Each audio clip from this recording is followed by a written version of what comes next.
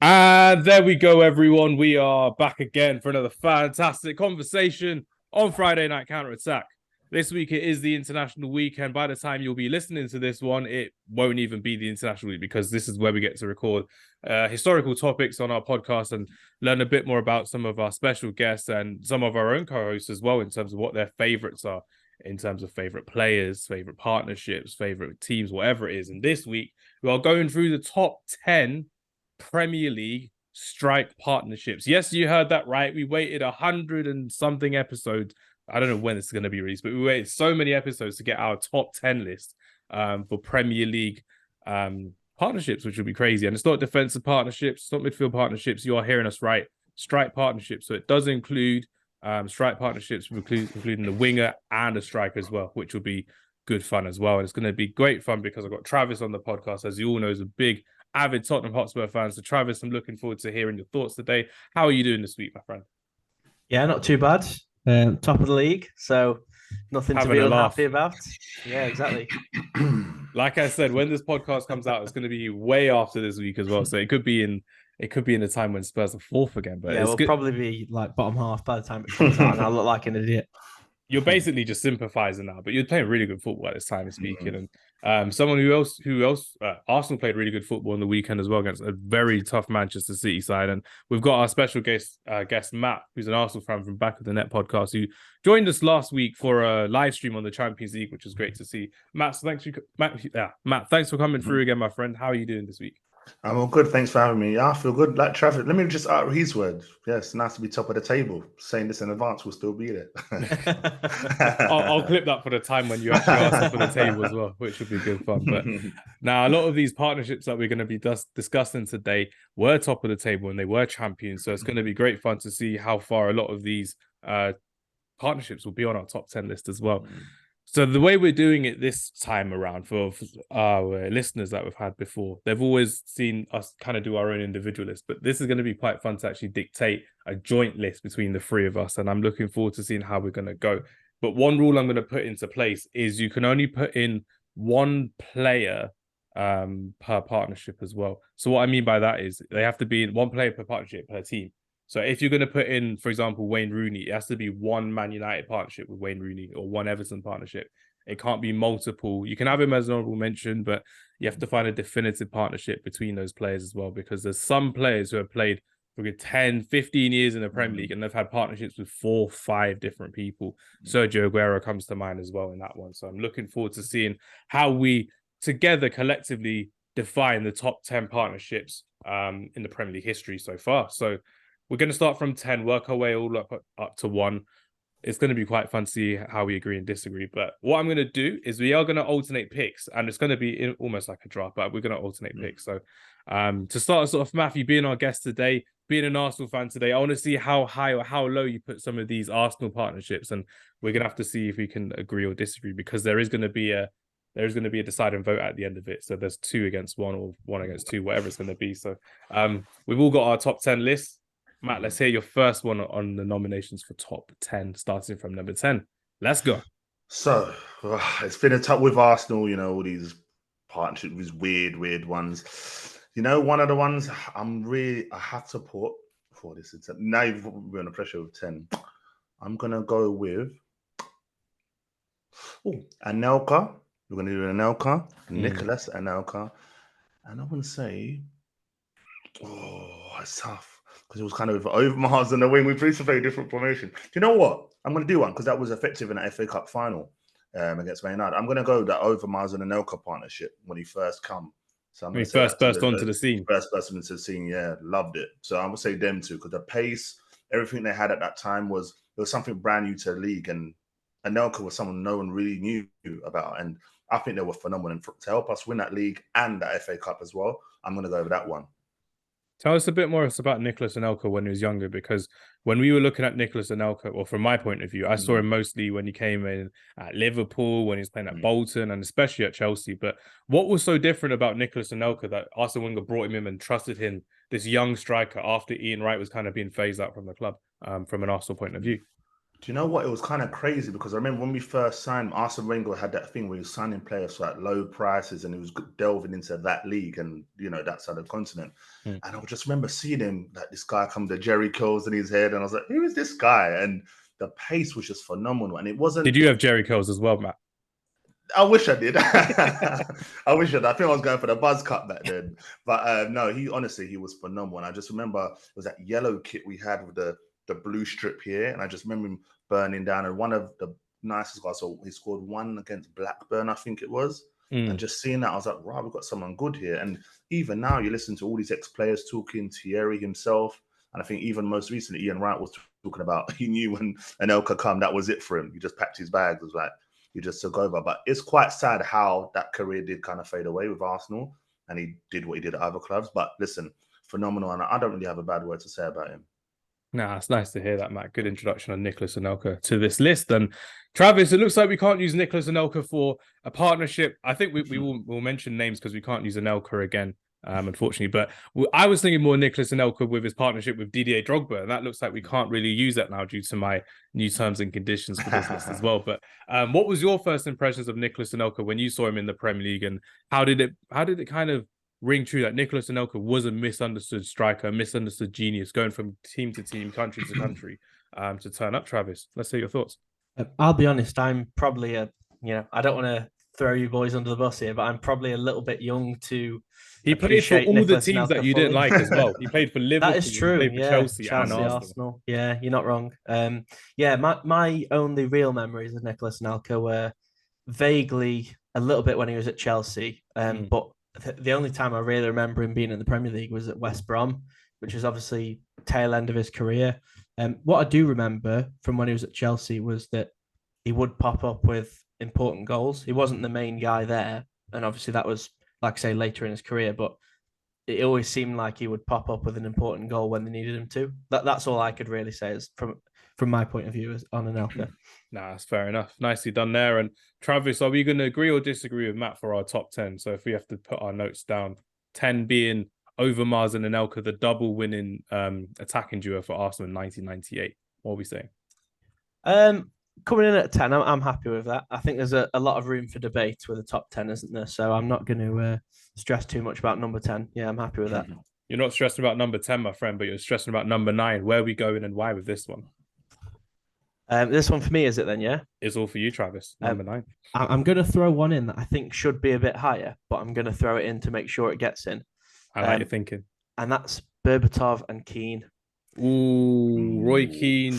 Robbie Keane, Dimitar Berbatov, 2008. Last time Spurs actually won a trophy was when Dimitar Berbatov scored in the Carling Cup final. Yeah. What was it called then? The Worthington Cup, the Carling Cup. It was Carling Cup, yeah. Carling Cup. So tell us about Berbatov for Tottenham, because the season before he came in from, I don't know where he came in from, but he came in. Leverkusen, I think. Yeah, it was Leverkusen. There for a while. Tell us about how Dimitar Berbatov changed the way Martin Jol and one day Ramos ended up playing at Tottenham Hotspur that time, because they were more of a aggressive style of play, but Berbatov just calmed it all down. And Robbie Keane was allowed to make those lung-busting runs from midfield to striker and actually score a lot more goals that season as well. So tell us a bit more about that, Travis. Yeah, they just had a real telepathic understanding between the two of them. You mentioned there about Robbie Keane making the lung-busting runs, and that complemented Berbatov really, really well, because Robbie Keane was a workhorse. He was never the most prolific goal scorer, but he did score goals regularly, and he was a really, really hard worker. Berbatov was more of your kind of laid back. He got the lazy tag, didn't he, Berbatov? I don't think that was quite like you on football. Isn't that right, Travis? At the back. Yeah, I'll stay in goal for 5 more minutes. I'll stay in goal for a bit. Keep me at the back. No comment. But no, it was a partnership that just they really, really understood each other. And it would have been nice for them to have been able to play together a little bit longer. It was only 2 seasons, I believe, but in those 2 years they had 91 goal contributions between the two of them, which is crazy in 2 years. Would have been nice to see that turn into more trophies as well, but we are Tottenham, so we'll take one. One's good. It was a good one as well. And Matt, just from your point of view, talk to me about Dimitar Berbatov and watching him on the football pitch and how he kind of expressed his way of playing football. Were you kind of surprised someone like Dimitar Berbatov move to Tottenham and then to Manchester United, the way he elevated his career in England? Do you know what? I think when he first came, like Travis said, he just had that style where some people would look and be like, "Oh, it's a bit lazy, or whatever." But some of the things he did with the ball, like I'd watch him, even as an Arsenal fan, I'd be like, "This guy is quality." Like, and you know what? You know, he had that thing he used to wear his sleeves and do the hole in the. Yeah, I don't know what it is about. I still have that shirt that he has in 2011. I've done my shirt like that. My long sleeve one as well. So I'm like, yeah, I've got a copy, Dimitar Berbatov. Honestly, I love what he did. And yeah, he was graceful with it. Like even now, he's still the same. So, but yeah, and then we went to United, and I don't know if you remember the one where he had the ball on the touchline. I can't remember who it was against. Yeah. He just Talk to us about it. Phenomenal. Like I think what team was that? Was it West Ham? James it was Collins. West Ham, was it? Yeah, had the ball. James Collins was on the touchline. He probably thought the ball was going off.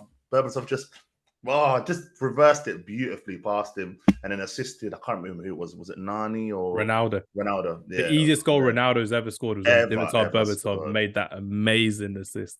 Quality. I still can't do that. I still can't do that in football in real life. And then listen, even the hat trick, the Liverpool hat trick, the bicycle kick. That's the most forgotten hat trick in Man United folklore history. No one remembers that, which is really, really annoying. We won the league that season, and Dimitar Berbatov was top scorer in that season for Man United. The worst thing about that was Dimitar Berbatov wasn't even on the bench for the Champions League final against Barcelona. So all of that injustice from Sir Alex Ferguson. Did not appreciate that at all. Yeah, no, he was quality. I loved watching him play, and I just used, and even when they made the sign to Man United, I remember why they're making such a big deal. Is he going to be that good over there? And he was, and he was part of the famous four: Ronaldo, Tevez, Rooney, and they all complement each other so well. But listen, quality player, can't deny it. Yeah, Dimitar Berbatov was an excellent striker at Manchester United, scoring 56 goals in 149 games for Man United, 46 goals for Tottenham, and 102 matches for Tottenham Hotspur as well. I think it's fair to say he may not be a Premier League legend, but is definitely a cult hero in terms of for both Tottenham and for Manchester United, respectively. He definitely had one of the best first touches we've ever seen in Premier League history. My question to you, Matthew, is who had a better touch, Dimitar Berbatov or Dennis Bergkamp? Let's hear it. Oh, it's got you thinking, because it's got you thinking right there. Do you know what? Yeah, I've got to say Berbatov. I think Bergkamp had an amazing touch. We saw some goals, but Berbatov, so the ball used to come down in the air, just dead. The ball just stopped dead, like just literally by whisker, Berbatov. He made the shots. He made the shots dead. He made the passes dead. Just kind of like my football career is just dead. It was just not it for me as well. But Matt, deciding vote for you. Are you gonna? Well, I'm happy with Berbatov and Keane at 9. Are you happy with Berbatov and Keane? I'm good with that one. I like that one. That's a good one at 9, definitely. You're keeping the Spurs ones as low as possible, right? Unless you want to sabotage later on, which would be good fun. Number 8 for me. I basically need to get these two guys on the list because these two guys were scary. They were difficult to play against, and they were a duo that, realistically speaking, they lasted for a good time, but not a long time. And we're going, unfortunately, for me, all the way up to the northeast of England. We are going to the northeast of England. We're going to the black and white and not the red and white, which I was discussing with Matt before pre-recording. We are going to Alan Shearer and Craig Bellamy. I'm going for these two because I think these two are a very good partnership going forward. Alan Shearer, I'm also going to sabotage. Actually, no, I've kind of sabotaged him there. I don't know what to do. I'm sabotaging. I don't want to sabotage him. I'll keep him now. I've said it. That's the law. We're not going to use Sutton and... Actually, you know what? I'll go for Sutton and Shearer at 8 just because I want to get rid of Shearer. Alan Shearer and Chris Sutton at 8. Sorry, Craig Bellamy. Sorry, Newcastle United. Blackburn Rovers champions that season as well. Chris Sutton and Alan Shearer. I'm quite happy to keep them at 8. Matt, do you have anything to say about Alan Shearer and Chris Sutton's partnership before we move on? Do you know what? It's just a big deal in terms of winning them the league, complement each other well. And I think that was one of the first partnerships where I saw, we know how Chris Sutton's play was, flick on. Shearer was just brute force, right? Foot, volleys, heading, any penalties. I think that was and it's a great team anyway, but them two up front just did absolute bits for them. And obviously, first and last Premier League title they'll ever have. So, massive. Sorry, Blackburn Rovers. That was just time in the sun, unfortunately, which went great. But Travis, are you happy with that being at number 8 for Alan Shearer? Yeah, I can live with that. Obviously, again, far before my age category, unfortunately. But you don't really have to have watched them to know how good they were. To take Blackburn Rovers to a Premier League title is, credit enough in itself. So yeah, I'm more than happy with Shearer and Sutton in number 8. Just a few stats on Alan Shearer and Chris Sutton's partnership for Blackburn Rovers. They scored 49 goals between them in Blackburn Rovers' title-winning season in 1994 and 1995. It helped Alan Shearer to score 34 times to win the first of his 3 successive Golden Boot awards. And they would also combine for 13 goals together. And at the time, it was a competition record in the Barclays Premier League, which stood until 2020 to 2021. And it goes to show that they had 343 Premier League goals between them. Alan Shearer and Chris Sutton are not to be messed with or trifled with. But the fact that we've got them on our list as opposed to a Newcastle United combination or a Chelsea one for Chris Sutton goes to show that the respect that they've got there as well. But nicely done there, everyone. I'm quite happy with Alan Shearer at number 8. And a lot of people won't be, but it is what it is. It's our list and that's what we're doing with it.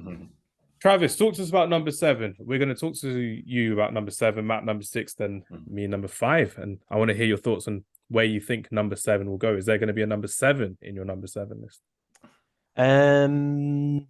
Yes, I think there is going to be a number 7 in my number 7, actually. Oh, dear. I'm going for what you would call a one-season wonder of a partnership. I'm going for Suarez and Sturridge from that Liverpool season 13-14. Talk to us about Suarez and Sturridge. And Sterling was in that list as well, by the way. He was very good as an attacker. Yes, Sterling deserves a special mention, definitely. But I do think it was Suarez and Sturridge more so than Sterling. They were just a really special partnership. I mean, that is one of the most average Liverpool teams that you'll ever likely to see. But just the quality of those two players in that one season meant that they were very, very close to that first Premier League title. Yeah, just a great partnership.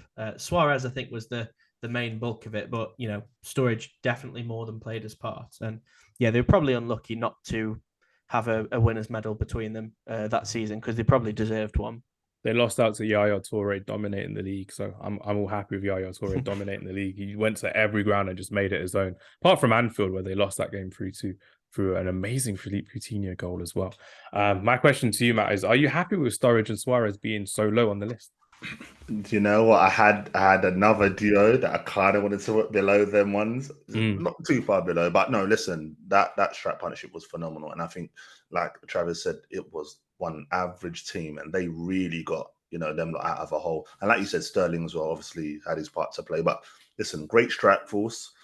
But yeah, I was gonna put it just a bit higher, but just a little bit, just a little bit higher. But no, I'm good with them too. But obviously, we are there. Nicely done. And now you're at number 6 here, Matt. So talk to us about who you've got at number 6. And remember, these are all these players that we're missing out on as well. And you have to make sure we're getting them in the right place. You can't have a mistake like me putting Alan Shearer so low, but his name was mentioned, so we have to keep him in the list.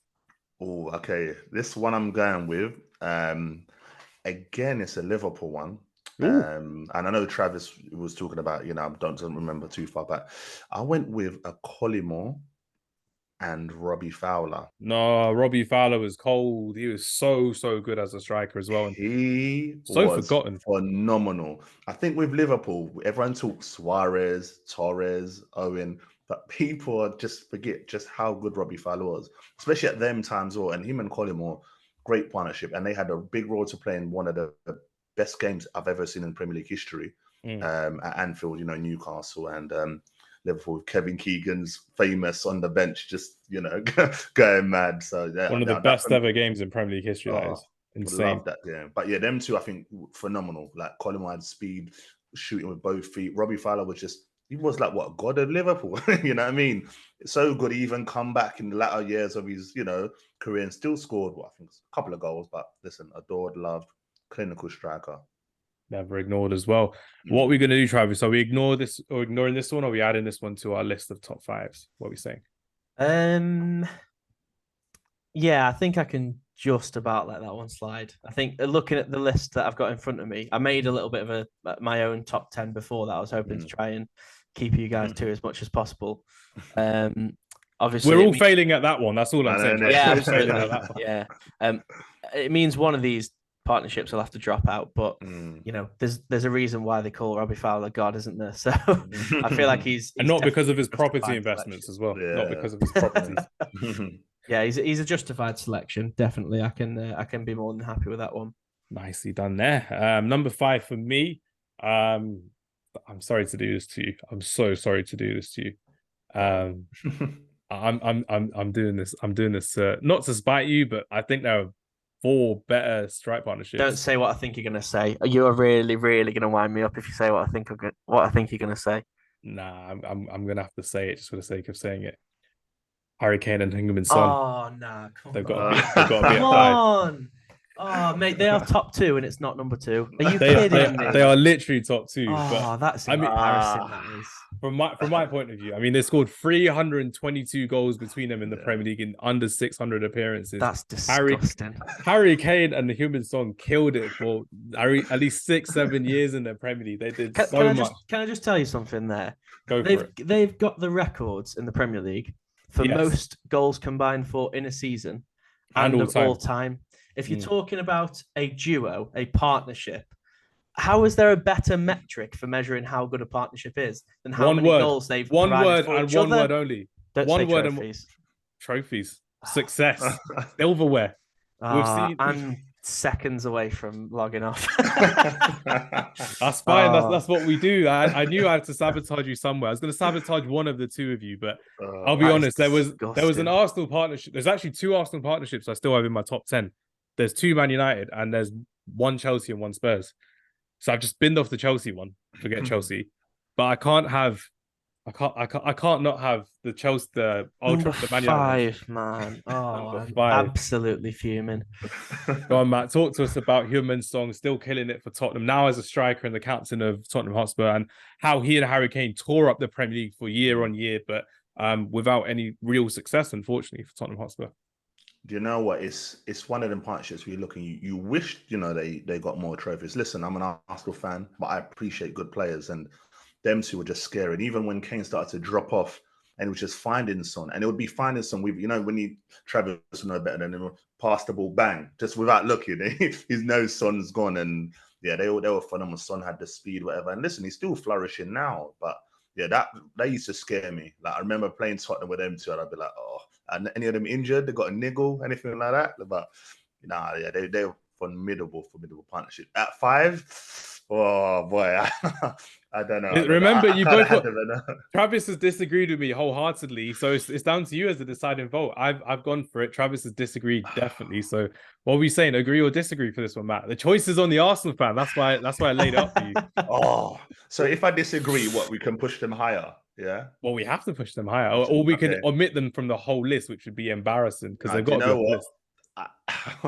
I appreciate the fact to put them in 5th. And Travis, listen, this is a North London bond, mate. Listen, I think they have to be higher. Oh, I love it, Matt. I love that. They're just world's most reasonable Arsenal fan right here. I love it. They don't come around that often, Travis. I'm glad we got that on today, which is good. I'm glad to hear that. I think they're just great partnership, but I think they just have to be higher. There's one thing you need to know about our podcast, Matt. We will throw a curveball in there every now and then to make sure the guests are listening. They're not like, oh yeah, just keep Heung Son Kane there. Nah, you woke up and you chose violence today, Travis. So you fought your corner really well, and Matt's backed you on there. So looks like I'm gonna have to pick another number 5. And for me to pick another number 5, I'm gonna go for Manchester United, and I'm gonna go for a Manchester United strike partnership, which I think there's 3 of them I want to put on there, but this one definitely has to be on there for the early success Alex Ferguson had. I'm going to go for Eric Cantona and Andy Cole. No. I can't go for Eric I was going to say you nearly slipped up then. I can't go for that. I don't know what I can do. You know what I'm going to do? I'm going to do this. Sergio Aguero, David Silva. Done. I'll wash my hands with Man City. Number 5. There's Man United ones I want in the top, so I can't have Man City above me for a few of them. So Aguero and David Silva, one of the most lethal partnerships in Premier League history. They did so much between them, 244 Premier League goals between them. Only Son and Kane and Lampard and Drogba actually got more goals combined between them as well. And the trophies they won together were incredible. Unfortunately for both those Man City legends, they were too early to leave the party from Man City before they actually won the treble. But yeah, I'm putting Aguero and Silva at number 5 there for our top 10 list, respectively. Travis, talk to me about Sergio Aguero and what he was as a lethal striker, playing against some of the best teams in world football, but making every team in the Premier League look like a second-rate team. And yes, I do mean that against Man United, against Liverpool, Arsenal, and Tottenham, because he did that to us time and time again. Yeah, Aguero, when he came to the Premier League, that was really when I think I was 11, 12 when Aguero joined the Premier League. So that was when I really started to pay attention to football. And he was the first striker I remember that just struck fear into my heart every time I watched him play, especially as a Spurs fan, because I'm sure Man City fans won't need me to tell them that he had an excellent record against Tottenham. He used to score pretty much every game he played against us. He was just phenomenal. And I think that combination with Silva over so many years as well, the longevity both of them had, despite them both having injury problems. Fantastic duo. I'm glad that they're in there, to be fair. Nah, it's good to hear as well. And Matt, talk to us about David Silva, about how he's one of the best Spanish players ever to play in Premier League football, in Premier League history, because there was a time when Spanish players would come over to England and they wouldn't really settle well. Then the likes of Cesc Fabregas would come over, Fernando Torres would come over, and David Silva over to a new look Manchester City.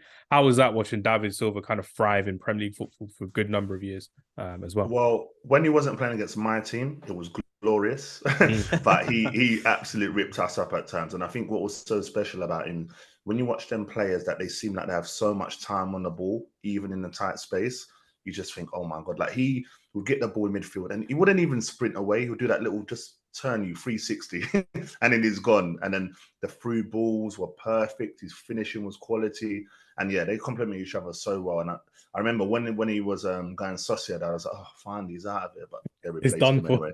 Yeah, but they replaced him again with someone else anyway. So, but no, he was absolutely phenomenal. Probably one of the best of all time in the Prem. So just to confirm, at number 5, who did we have, Travis? Aguero and Silva, number 5. Aguero and Silva, yeah, definitely number 5. You sure you don't want Son and Kane at number 5? Are you sure? Definitely not.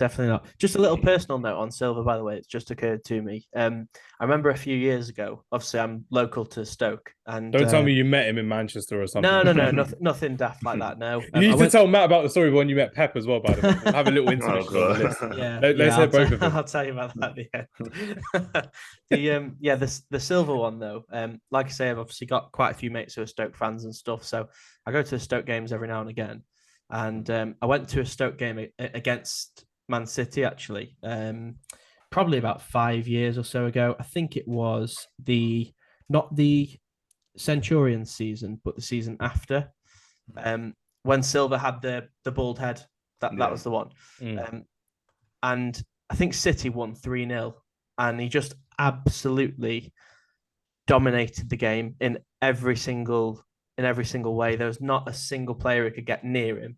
And I remember he got subbed off near the end of the game, and the whole stadium gave him a round of applause. Stoke fans, City fans, all of them. And I think that's a mark of a really, really special player when you're playing away at a very hostile ground. You know, it's known for its hostility, and you managed to get a standing ovation from that crowd. It's just a brilliant sign of how good he was. Yeah, it goes to show with David Silva, he was kind of loved and appreciated all around in football as well. And when you can ball out like that week in, week out, and consistently deliver excellent performances under different managers and different systems, it goes to show how talented David Silva and Sergio Aguero, to his credit, really was as well, which is great to see. And I think it's safe to say that Travis is quite happy that Son and Kane are definitely not at number 5 as well, which is good fun as well. So what we're going to do now is, before we get onto our top 4, Travis is going to tell us a story about meeting Pep Guardiola as well, because it's not actually on record. It's not actually on record. You told me off camera, so I need to hear this on camera. Yeah, it's so embarrassing. I just want to clarify something. Didn't meet him, just walked past him. But I was in Manchester for I can't even remember what for. Probably a gig or something, I guess. And I was walking just sort of down the street towards wherever I was going, and I walked past a hotel, and as I walked past the hotel in the opposite direction, a guy came past me, and I said to my missus, "Oh Jesus, he looks just like Pep Guardiola." And then as he walked past me, I was like, "Oh my God, that is Pep Guardiola!" Really loud, and he looked at me like I was some kind of alien. And if I'd have been a bit more cool and collected in that circumstance, I probably could have got a photo with him. But yeah, I just absolutely just lost my cool completely, which was a bit embarrassing, really. So thanks for bringing that one up on the podcast, Hamz. I appreciate that. Well, guess who we've got next week as a guest? I'm joking. Can you imagine? Can you imagine? Yeah, that's crazy. It's like when Pep Guardiola got a speeding ticket or a fine or something on his car recently. And then the guy asked him for a photo. I was like, no, I'm not giving you a photo at all. Yeah. Pep's just an odd one in that way, which is crazy. Matt, have you got any funny stories of meeting former or professional managers or former players at all? You know what? I wouldn't say funny story, but I remember who was it now? I think there was a time I was at work and I met, they did the football fives thing. I don't know if you guys remember that thing in Greenwich, the O2, and all these players were coming through. And the same kind of thing like Travis, I saw a guy come through curly hair. I was like, that guy looks familiar. And it's only when I looked down, I see it was Carlos Puyol with a couple of the Barca Spain. I was like, No why way. did I not just, we just realized like, Damn, man, damn. I can't go chasing them now. Oh my God. I was like, what is it's a weird one because you want to go, but like if I run after them and I look like such a beg, let me just not do it. I was trying to hold all composure, but yeah, it'd gone already. But yeah, I saw a couple of them. But yeah, it was quite good to see a lot of people there. Robert Perez, got a picture of him actually, which was quite nice. Nicely done. done. So you have to send us that for the edit when you clip it up. I will. That would be good fun as well to see. But now I'm going to change the bit of it slightly as well. We've got our top 5, which is perfectly fine. No, we've got our top 5 done, like 10, 9, 8, 7, 6, 5. So we've got an agreed 6. Now we've got a top 4 where we have to agree on every single one in every single position. So now this is where the proper debate starts. So like I said, I've got 5 that need to go. I've got 5 that need to go into 4, basically. So that's why I was being polite with keeping Son and Kane at 5 because I got 5 that need to go into 4. Matthew, I already know, has 3 that need to get into this one definitely. And Travis, I think if you're happy with Son and Kane being top, you'll be happy. But I don't think I'm going to let that happen. So let's start off with a joint collective of number 4. So let's go through some of the lists. I'm going to go straight to Arsenal for this one because there's a partnership I really want in here, but it's kind of compromising. So I'm going to mention the names and I'm going to mention 2 partnerships, Matt. So let me hear your thoughts. We've got Ian Wright and we've got Dennis Bergkamp, but we've also got Thierry Henry and Dennis Bergkamp. But how do you leave out Ian Wright in this list? Because we've already used Nicolas Anelka and Marco Overmars as well. So let's hear your thoughts on what you're thinking of going for an Arsenal top 4 partnership for this one.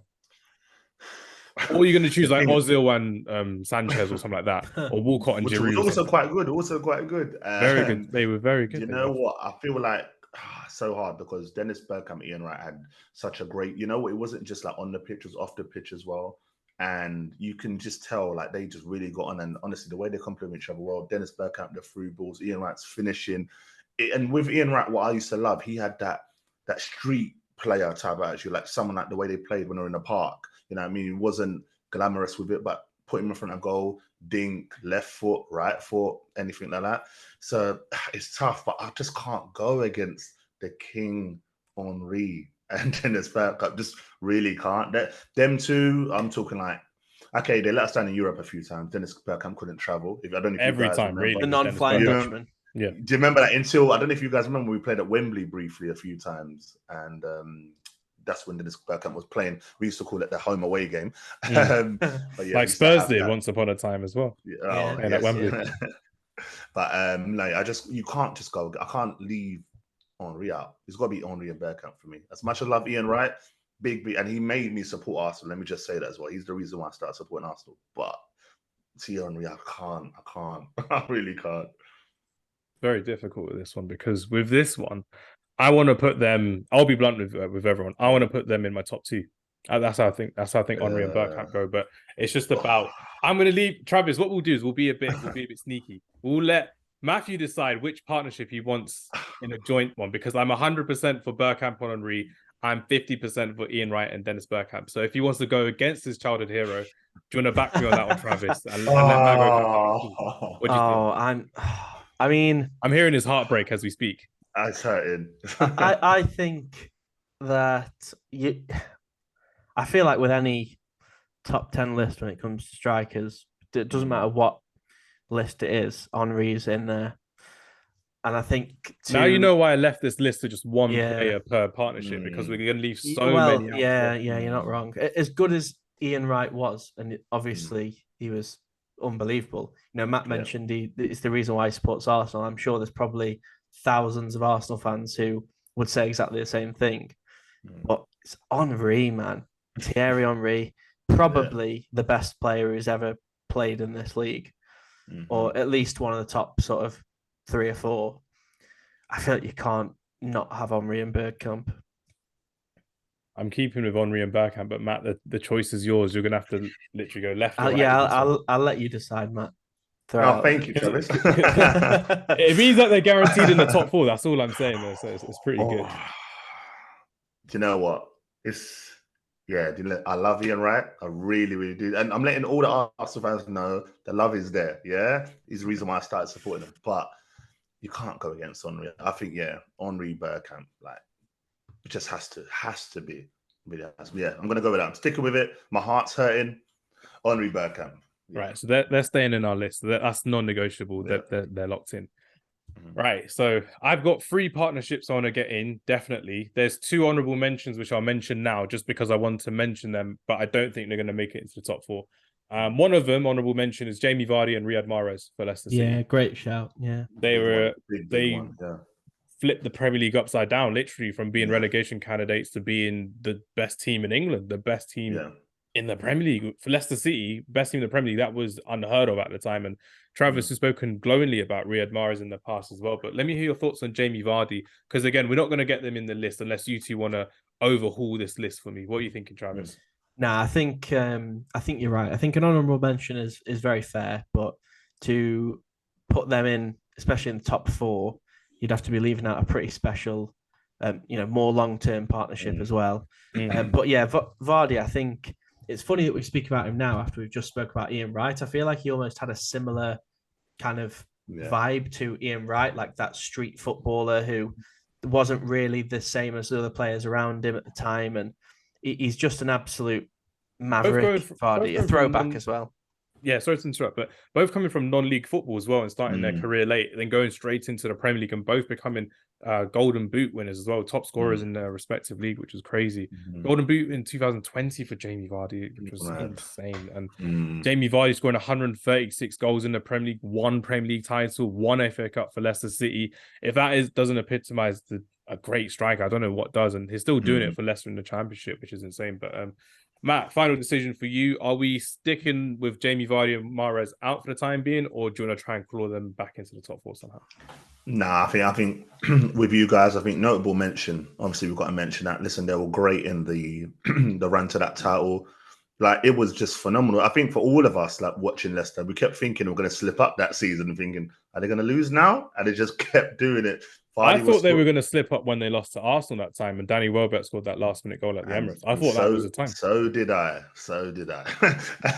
But yeah, listen, they were phenomenal, and big up to Leicester for that. You know what I mean? I don't think we're going to see anything like that again, like, for a long, long, long time. But yeah, notable mention, but they won't be in the top 4 or 5 for us. No way. And by the way, people thinking Newcastle United can do a Leicester City never had a state-owned back ownership, so that can never be the case with Newcastle United. One combination I got to get in, just for the sake of getting in, is Wayne Rooney and Cristiano Ronaldo, because realistically speaking, they won the three-peat for Manchester United in a time where I personally think this was when Premier League football was at its biggest and its best, when you had 4 teams always competing for a league title every season for a good 9-10 years until like April time, respectively. There were times when it'd be a 3-horse race or a 4-horse race, and you still remember the Sky Sports graphics and the BBC graphics.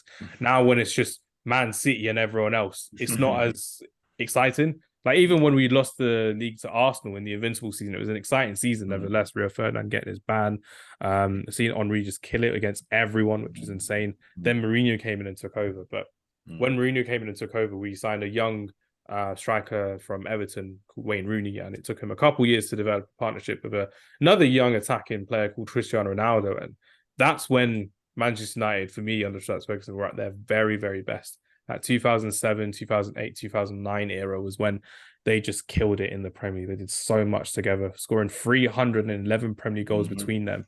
They won the Champions League, they won the Club World Cup, they won 3 Premier Leagues, 2 FA Cups, and 2 Community Shields as well. And this is a good one by Travis as well. Travis found the stat, which is great to see, so I'm going to mention it. The first pair of teammates aged 21 and under to each score 20 plus goals in one Premier League campaign. which is 2006, 2007, Crazy. respectively. Do you know what was interesting? What was interesting was how I found out that fact. It was actually an article talking about a different pair who were the second ones to do it more recently. Can either of you guess who it was? More recently? Yeah, very recently. Haaland and Foden. Nope. Yeah. Ooh, was it 20? Was it 20?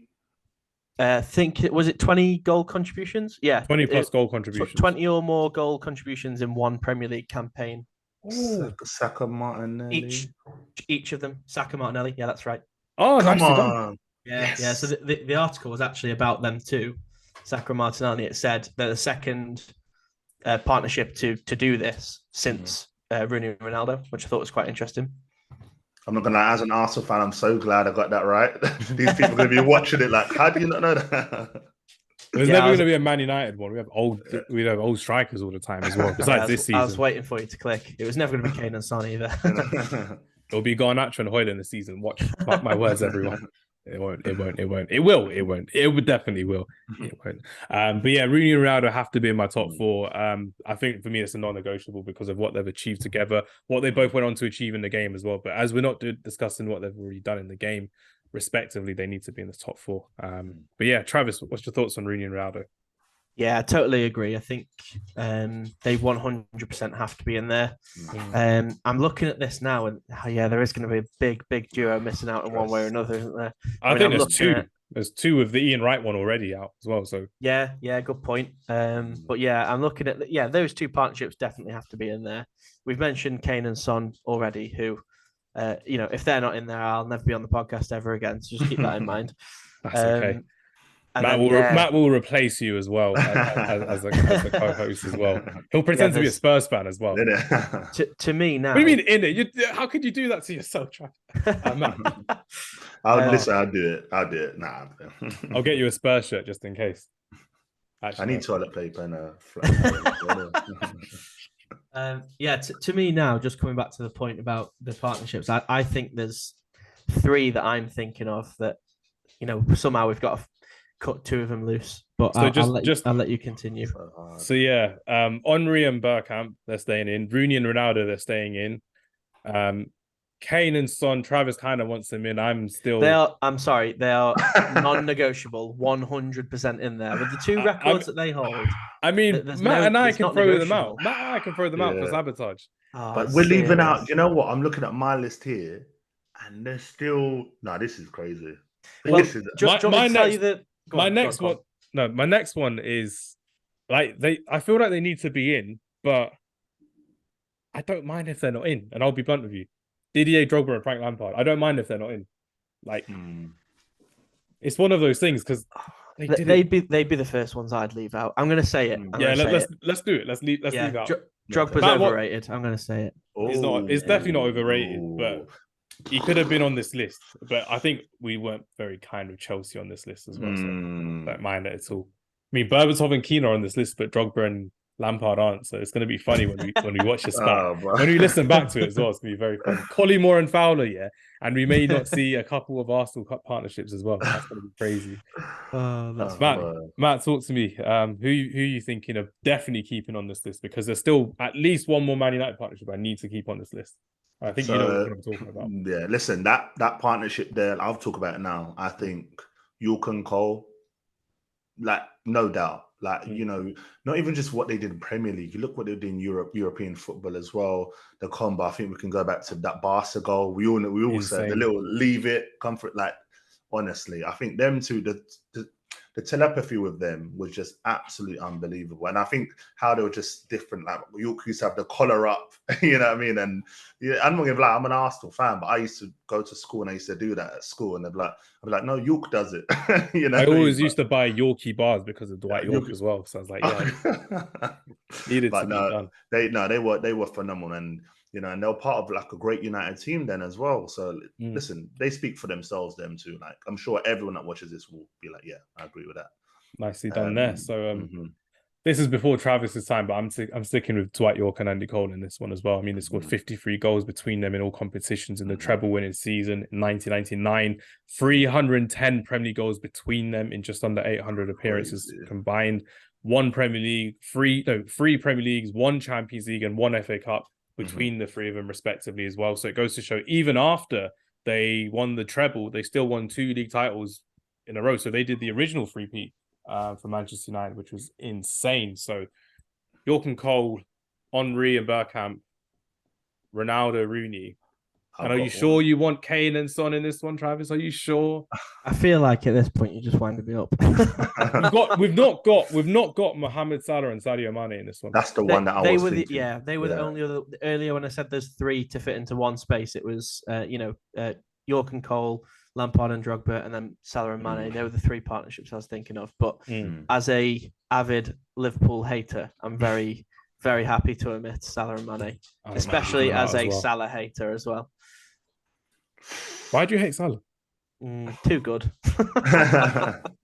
He's too good for her. Always scores against Tottenham as well. I hate players that always score against us, funnily enough. I was listening to the Athletic podcast recently, and they were like, "Oh, there's something as success fatigue." I was like, "What's this?" And the guy's like, "What's success fatigue?" And it's like, it's when a player's too good, you just forget about him week in, week out, and you just see his name on the score sheet, and you're just like, "Oh, yeah, it's happened again." So when you see Brighton losing 2-1 at the time, as Mohamed Salah scoring twice, you're just like, "Yeah, it's got success fatigue as well." And I'm afraid that could happen with Erling Haaland going forward as well. But Erling Haaland was also on my list as well. Erling Haaland and Phil Foden, or Erling Haaland and Jack Grealish, they were both on my list because they were both. Or De Bruyne.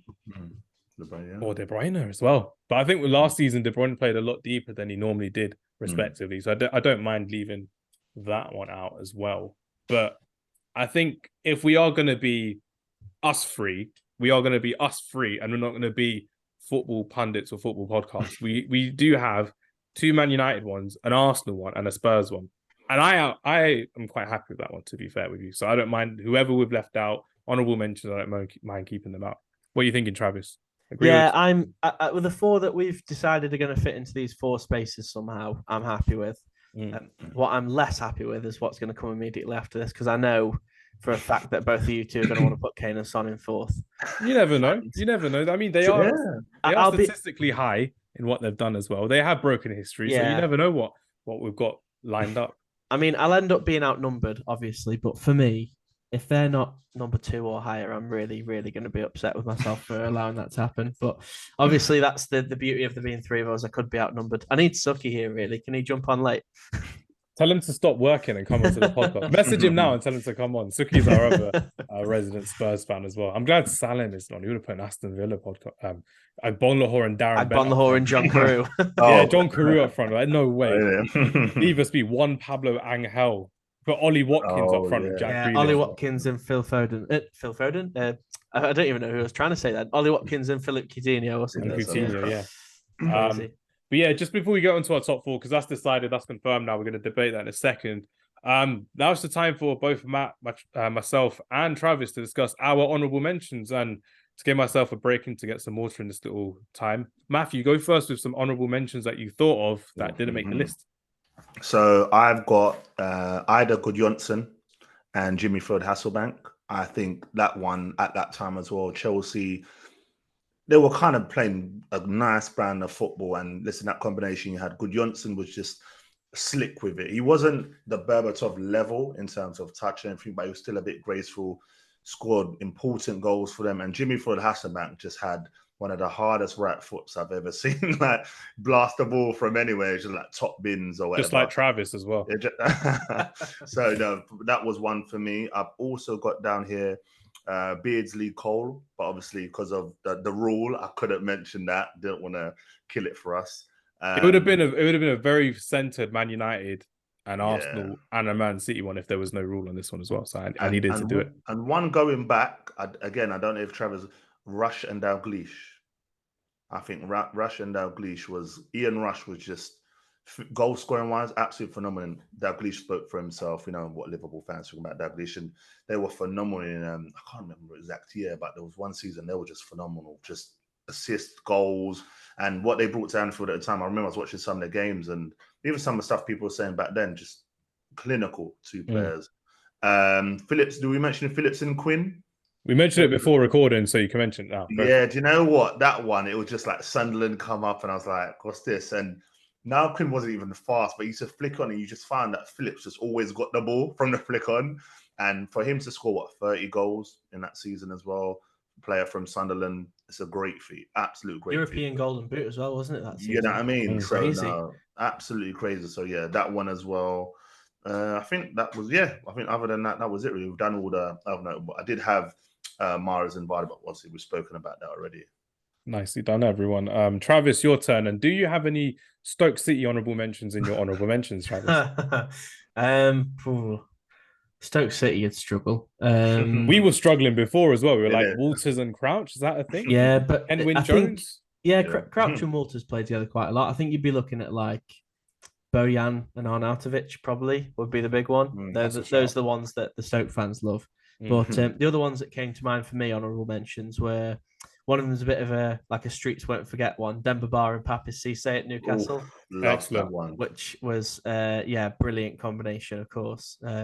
Again, similar to like Suarez and Sturridge, burned very brightly but very briefly for only about a season or so. But that was a really good one.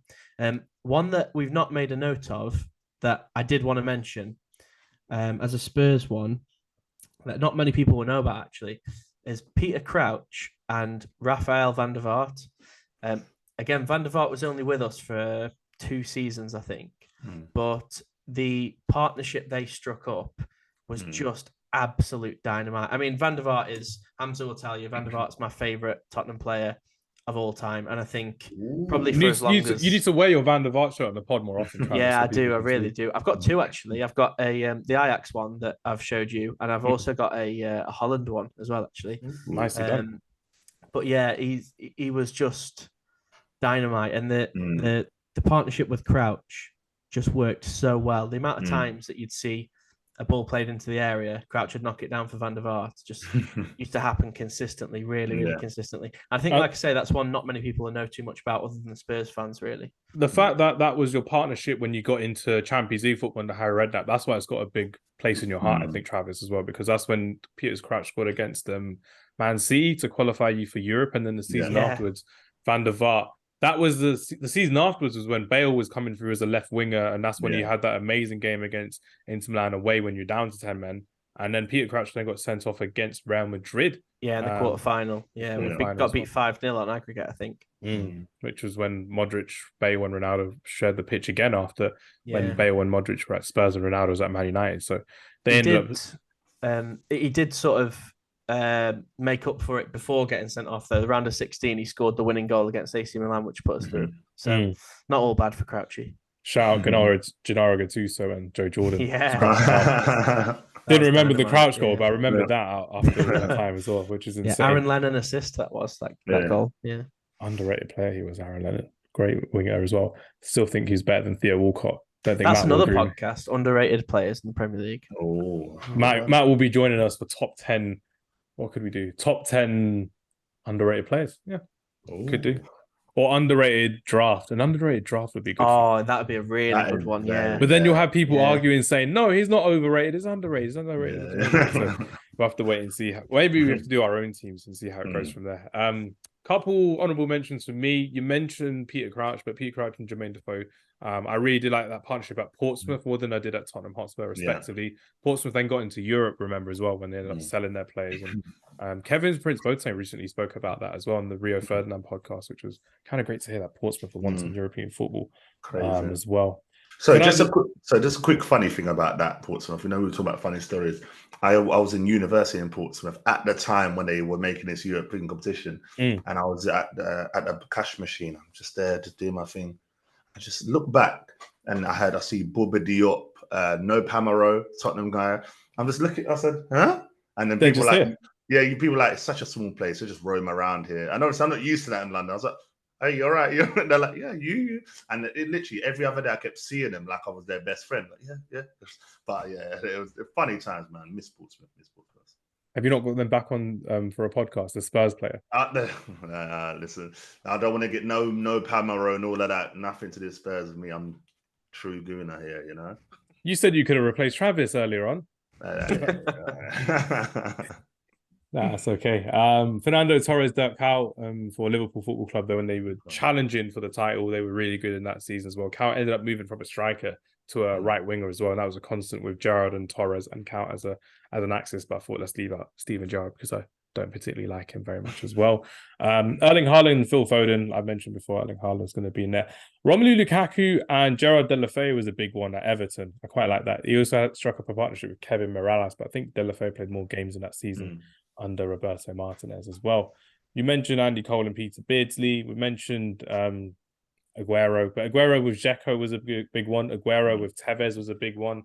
Tevez with Adebayor was also a big one as well, with Manchester City when they first came into money, getting these two new strikers coming in from both clubs, Arsenal and Man United respectively, which was big to see. And I could go on all day about Wayne Rooney and his partnerships with Van Nistelrooy, with Louis Saha, even with Zlatan Ibrahimovic, to be fair. He's pretty good. And one big one was Robin Van Persie, but Robin Van Persie unfortunately doesn't make our list for our top four. So those are the kind of honourable mentions I had for me. Odin Ningalo and Troy Deeney. I quite like that one, the personal one from Watford, which is good fun. But now it's time. It's time we've had our little intermission. Now it's time to go into the real debate of who are in the top four Premier League strike partnerships of all time. And Erling Haaland isn't making the list, so I'm looking forward to this one. So based on pure strike partnerships, it's going to be crazy. Travis, start us off. Where do you think we should go for number four? You know what we've got left, so where do you think we should go? It's really, really tough at this point, doesn't it? All I'm saying is friendships are going to be tested now. Yeah. That almost feels criminal to put any other in at number four. It really, really does. I would say simply because they're the partnership that I've watched the least of, so I'm least qualified to talk about them. I'd say Yorke and Cole at number four. I'd have to say that. That can't run.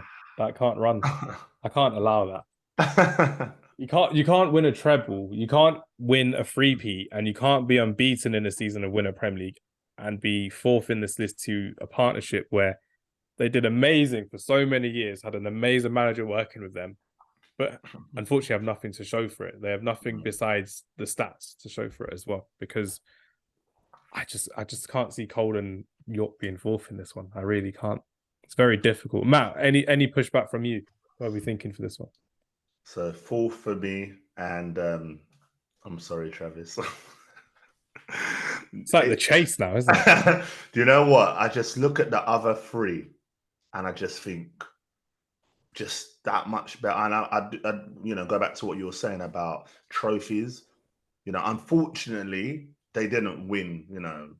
Anything much at all, Son and Kane. So anything, yeah. I'm trying to give them a bit of credit. But no, I think they were a quality combination. But yeah, I just think the other three are just that much better. And that's not Arsenal bias, just so everyone watching doesn't think that. I just think, honestly, the other three were just phenomenal. And like Travis said, it's hard. It's so difficult, this one. But I would go, Son and Kane in fourth for me. Yeah, I'll second that with Son and Kane being fourth on this one as well. And no disrespect to them at all. Honestly, they've been incredible the last 6 years of having a partnership as well. And honestly, this season when Kane's gone, it still feels weird watching Spurs without Kane, but in a way, Spurs are playing a lot better football without Harry Kane as well. So hopefully he ends up getting something for England to go for his England, becoming England's all-time top goal scorer.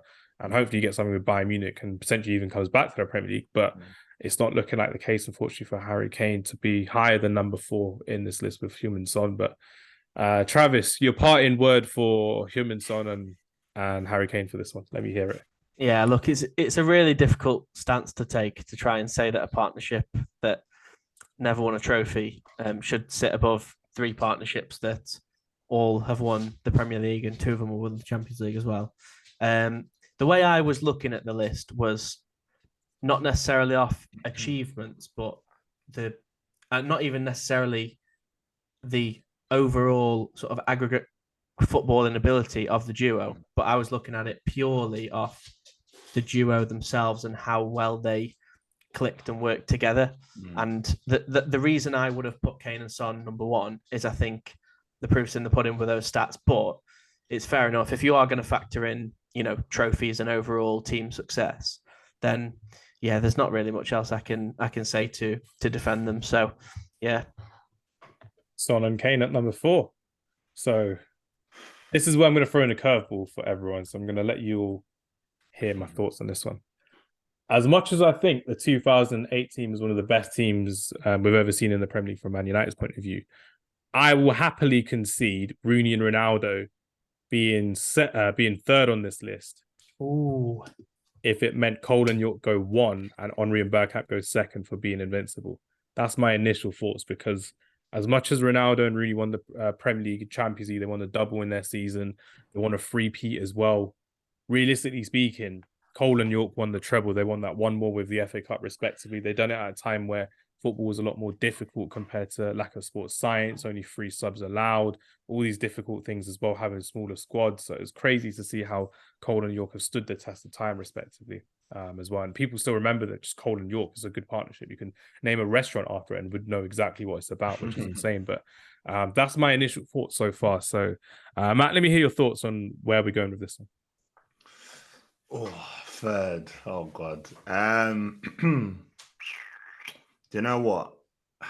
I will go with, third. I'm going to go with Ronaldo and Rooney.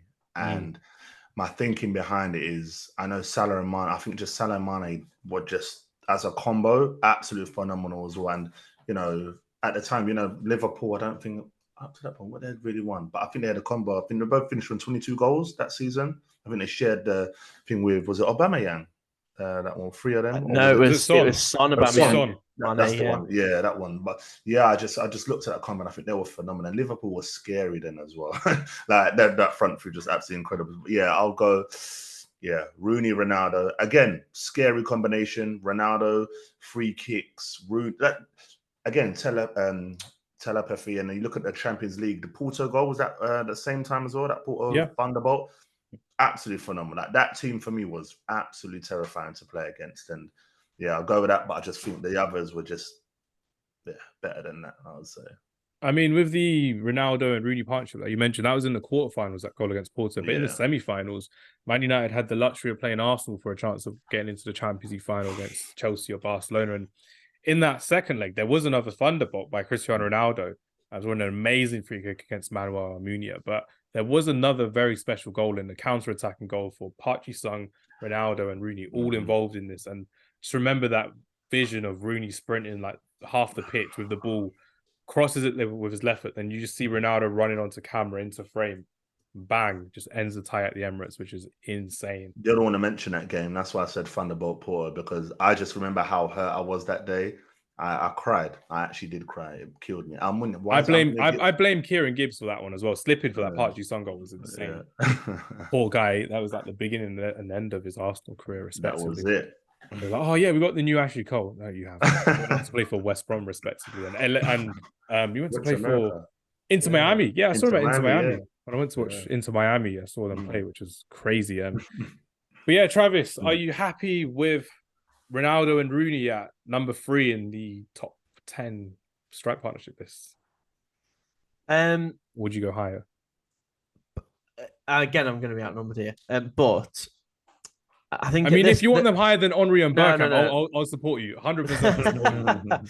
The point that we're at with it now is it's pretty much just personal preference, really. Like I would have legacy. I would have put. When we're talking about these 3 duos, I would have put Rooney and Ronaldo number 1. But I can't say you're wrong for thinking Yorke and Cole are number 1, or you're wrong for thinking Henry and Bergkamp are number 1. I think at this point they're so close and comparable that there's no right answer. So I would have put them a bit higher. I'd have put them at least number 2, if not 1, but I'm happy with them at number 3. That's okay. So that settles it as Rooney and Ronaldo. Oh boy. At number 3. The only reason I was happy to concede Rooney and Ronaldo at number 3, not just because we're gonna have a fun debate now about who's at number 1, was because there was times when Ronaldo was out with injury and Rooney was out with injury, so there would be a Carlos Tevez stepping in, there would be a Berbatov or a Nani stepping in as well. But with Andy Cole and Dwight Yorke, you'd have Sheringham and Solskjaer on the bench consistently for Premier League games, or it would be Sheringham and Cole, or it would be Sheringham and Yorke, but Solskjaer would always be the constant on the bench as well, respectively. So that's what I was like in terms of legacy. You remember Cole and Yorke starting every game, starting the Champions League final, that last game against Tottenham, Cole scoring an amazing goal to lob Andy Walker as well. So yeah, Matthew, take away with your pitch. This is how we're going to do it now. Both of us have to pitch it to Travis because he's going to be the neutral for this one. So, okay. Go on, Matt. Pitch your Henry and Bergkamp to Travis as to why they should be the number one. This feels like The Apprentice now.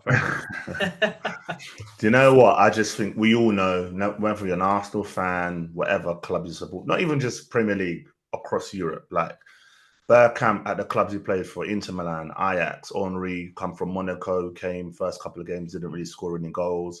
Then from then on, became King Henry, probably like you said, Travis, best Premier League player of all time. And I just think the combination of them two, Dennis Bergkamp brought the silkiness, the touch, just the gracefulness on the pitch. We'll go back to the Newcastle goal. We never forget. And, let's just slowly go into international as well. Remember them phenomenal goals. The one against, I think it was Argentina. When the 98 World Cup. 98, what the touch, the finish. And honestly, I'm not gonna lie, I was a bit concerned when we first signed him because I was like, it's not really doing much. Come from Inter, a bit disappointed. But after that, invincible period, listen, we were unstoppable. And those were the times where no one could talk to me then.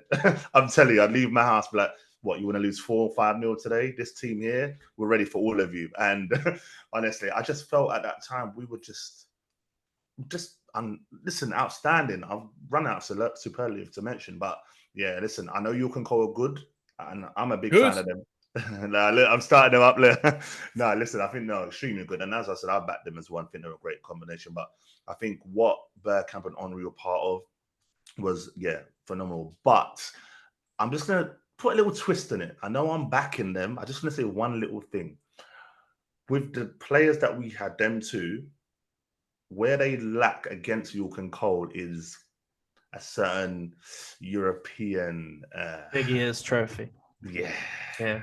And for the quality of player, sometimes you want them players to really just take it by the scruff and it can get you to that level. And there were times when I was a bit like, come on, I wanted, a bit more from that, which is why probably, the other two might just pip it to first. But listen, they were phenomenal. We all saw it, Invincibles, and part of a great team under Arsene Wenger. All I'm saying is if Henrik Larsson didn't come on as a sub against Arsenal in the Champions League final, you would have had your big ears trophy, my friend, because Andres Iniesta came on. Messi was an unused sub, but Henrik Larsson, which I always keep banging on about it. He was a cold striker. He came off the bench and he basically made 2 assists for Barcelona against 10-man Arsenal. And it goes to show that, and they had Robert Pires that was subbed off for the sub goal as well.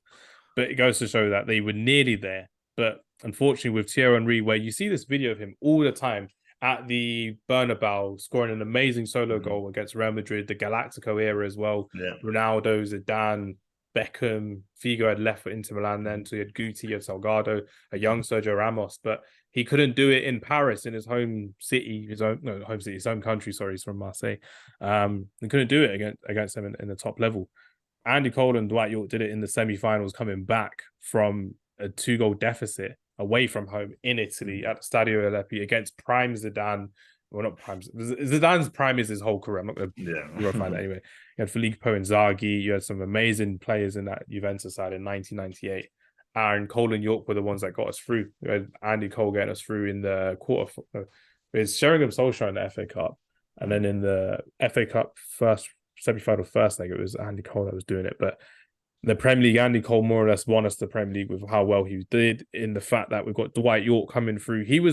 I like to say he's probably my favorite one-season wonders. He just didn't want to play afterwards. There's a story of when this doesn't help my case. I just love this story. There was a case of when we won the title. Sir Alex Ferguson was back in his office the next day after winning the title, and then he has Dwight Yorke call him saying, "Can I have the whole year off to go and celebrate, to go and party?" And I'm like, oh my days, Dwight Yorke was that kind of guy. He just wanted to celebrate. He's obviously the best ever player from Trinidad and Tobago, respectively. We could have got Patrick Kluivert at the time, but we got Dwight Yorke from Aston Villa. Aston Villa's best ever player. So Salim, if you're listening to this, it's not Agbong Lahore. It's Dwight Yorke, the best ever. It's definitely not Ollie Watkins. But Andy Cole was a bagsman in the Premier League. Former Arsenal striker. If anyone didn't know that as well, he used to play for Arsenal, but he couldn't cut it against Ian Wright and eventually Nicolas Anelka, respectively. But imagine that. Henry and Andy Cole would have been a cold punch. Oh. Cold. It was so good. But yeah, Andy Cole struck up a partnership with Eric Cantona at Manchester United. He got really good partnership with Tony Sheringham. Didn't like each other personally, but on the pitch, they were very good. But the best partnership with Andy Cole was when Dwight Yorke came on and they just ran the show for Man United. It was a party that season all year long. But obviously, this is going to Sir Travis Sugar. So now we have to see which one of these two will go higher. Because obviously, I'm going to go for Andy Cole and Dwight Yorke being one. They won the treble. They did it in an era which was so difficult to play. And if you watch this David Beckham documentary as well on Netflix, you will see how difficult that treble was and what the players and the mentality were like as well. So there's a little plug for David Beckham as well. But that's my, I rest my case, I should say, for Dwight Yorke. You're going to want a decision now, aren't you?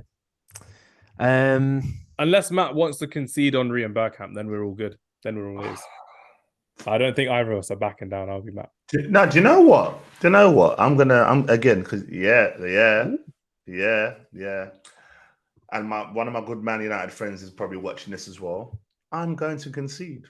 I am. Interesting. That's very interesting. And the reason being is, again, like you said, Travis, I love my club, I love my players, but sometimes I just have to accept when there is better. And I remember watching, I was obsessed with Champions League football then. I used to watch all these games. And that Juventus game always sticks into my head because I always remember Roy Keane getting a glancing header and then getting the club going. And then obviously Cole getting his goal and Yorke. And I don't know if you remember, this is a weird fact about Juve that I just used to remember.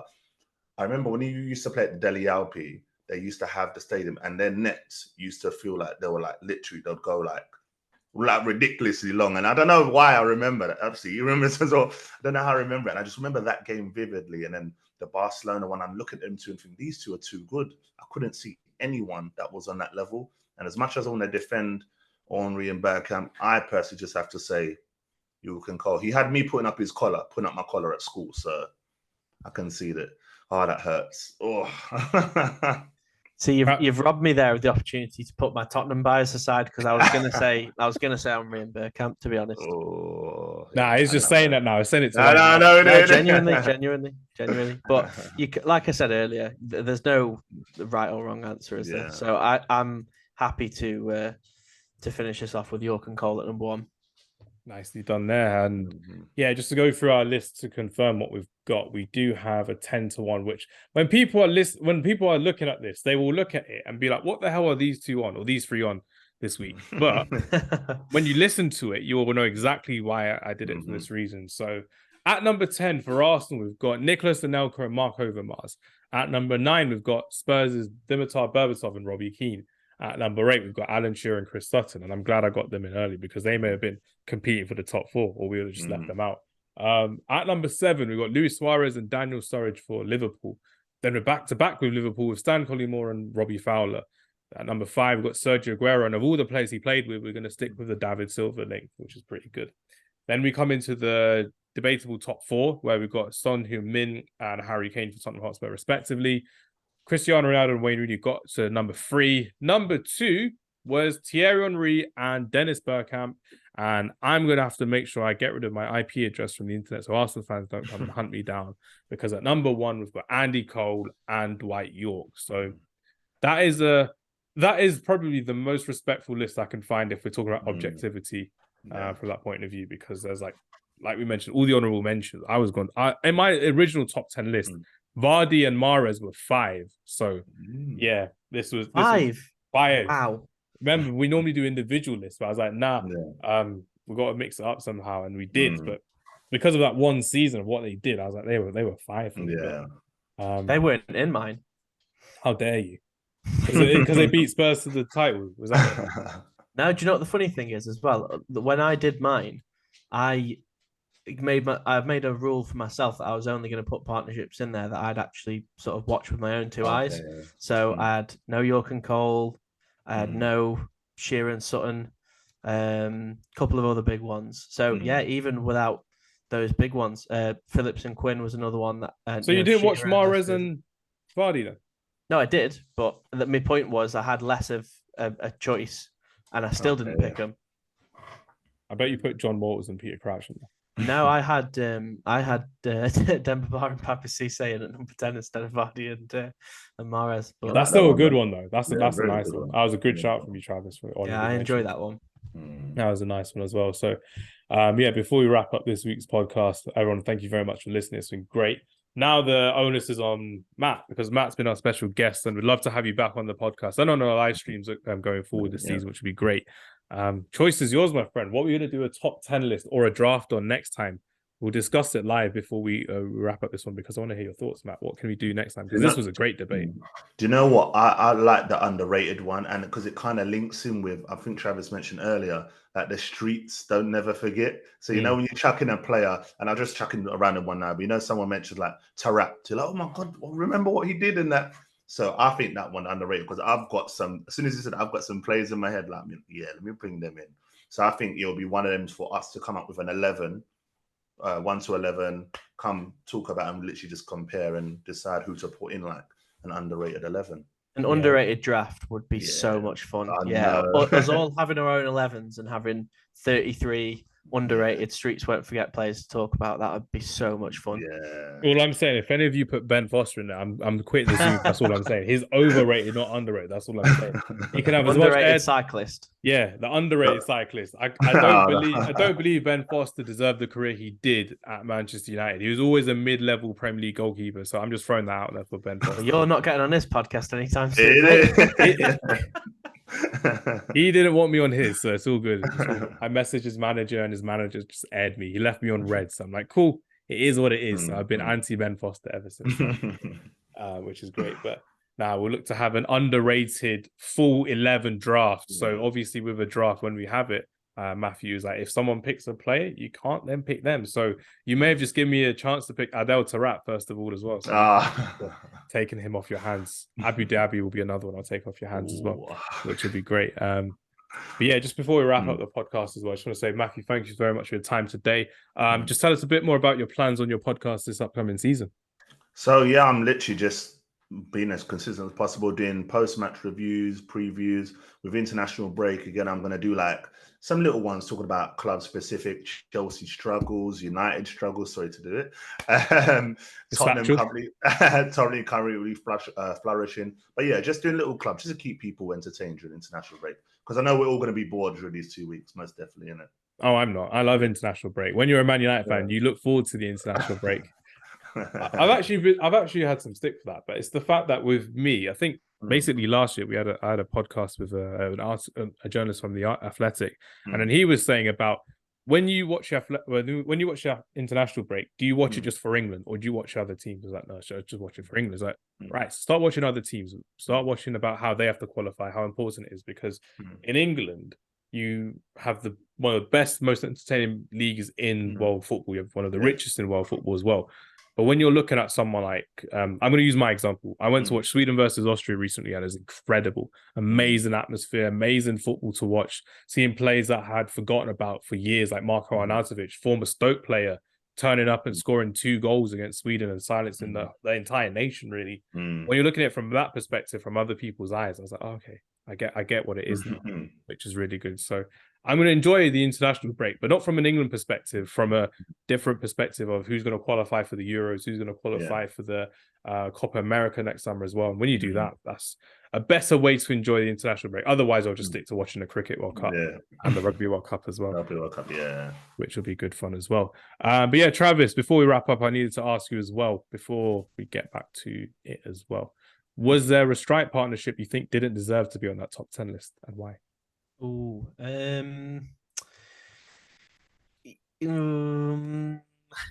Maybe Sturridge and Suarez. That's what I'm saying.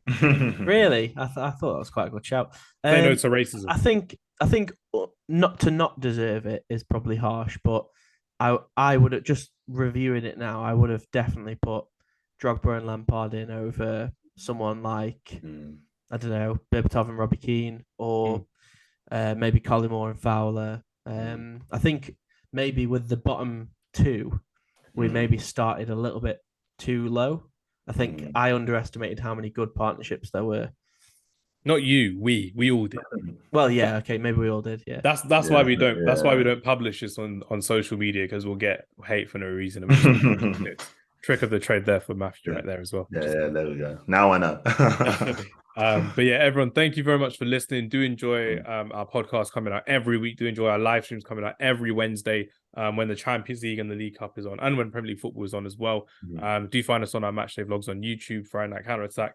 Enjoy Matthew's podcast, Back of the Net, which you'll find in the description below. And we'll see you next time. Take care and goodbye. Yes.